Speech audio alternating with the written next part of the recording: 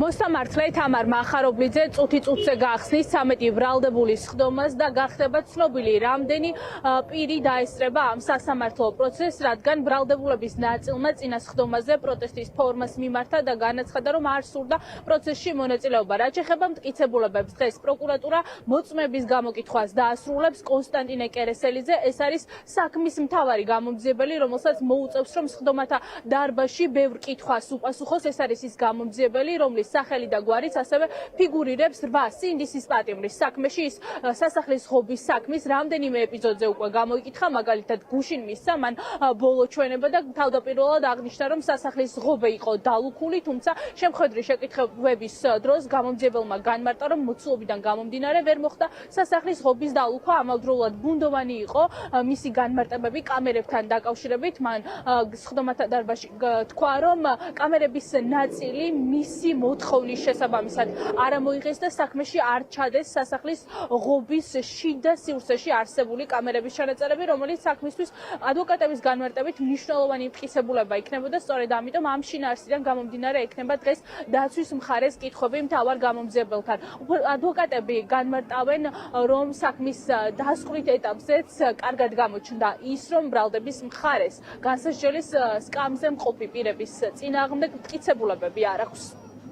როგორც ჩვენთვის არის ცნობილი, დაიკითხება საქმის მთავარი გამომძიებელი, მოხდება ვიდეო მასალის გამოკვლევა სასამართლო პროცესზე, რომლებსაც რა თქმა უნდა ჩვენი მხრიდან შემდგომ მოვახდენთ ამის შეფასებას.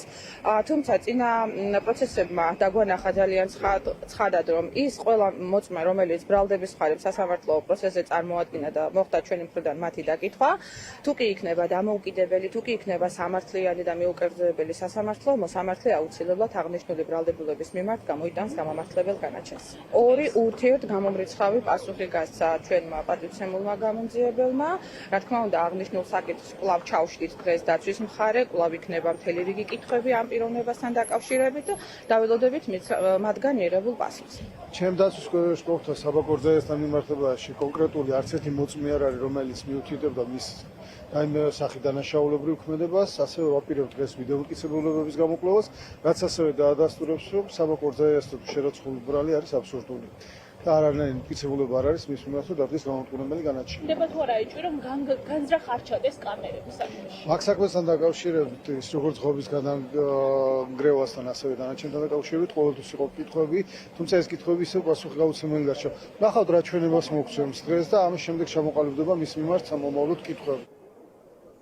მას შემდეგ, რაც ბრალდების მხარე დაასრულებს მტკიცებულებების გამოკვლევას, ჯერი არის უკვე დაცვის მხარეზე, უფლებადამცველები ამბობენ, რომ წარმოადგენენ იმ მტკიცებულებებს, რაც ბრალდების მხარის მტკიცებულებების საწინააღმდეგო იქნება. ამავდროულად ცნობილია, რომ ერთ-ერთმა ბრალდებულმა ბექამ აჭავარიანმა მიმართა პროკურატურას საპროცესო შეთანხმების მოთხოვნით, თუმცა ადვოკატები განმარტავენ, რომ ამ დრომდე პროკურატურის პასუხი ამ საკითხთან დაკავშირებით არ მიუღიათ.